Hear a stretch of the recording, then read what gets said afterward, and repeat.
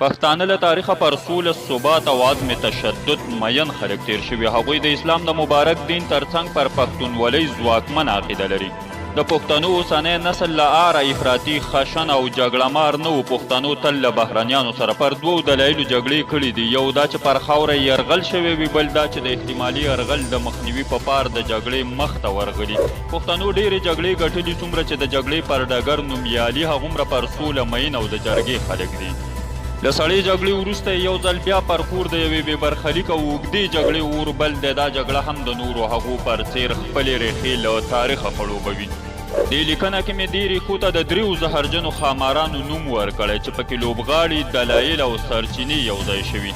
دې زهرجنو ښامارانو تل د پښتون پر سینه خپلې جامې ټینګې کړي دي. د نړۍ په معاصر تاریخ کې د افغانستان جګړه د کړکېچنوالي، زهرجنوالي او اوږدوالي له اړخه یوه بېسارې جګړه شمیرل کیږي.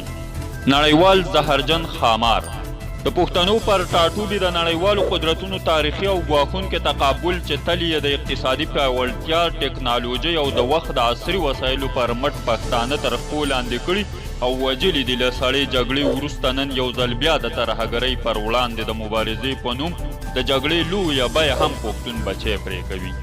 سیمهیز زهرجن د پاکستان جوړېدل د جغرافیې غچ او سیمهیز تقابل د پښتون پر کور د جګړې د دوام دوهم دلیل دی. د ډیورنډ د منحوسې کرښې ترڅنګ هند او پاکستان پر خپلو کې سرښکر پښکر دي. پاکستان نه پرېږدي افغان ملت د داسې یو ځواکمن دولت څښتن شي چې د لوی افغانستان دعوه پر مخ یوسي.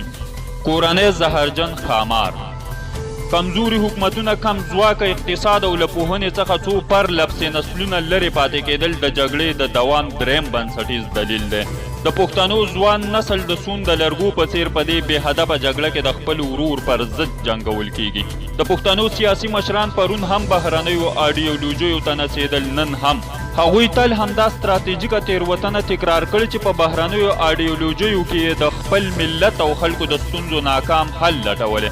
هغوی له ځانه نوښت نه دی کړی، له همدې کبله تل حکومتونه کمزوري او لنډمهاله پاتې شوي. کله چې د پرمختګ، نوښت او اصلاحاتو سیاسي سټې پیدا شوي دي، هغوی د پردیو پر لمسون د خپل ورور له لوري وجل شوي او یا شړل شوي دي.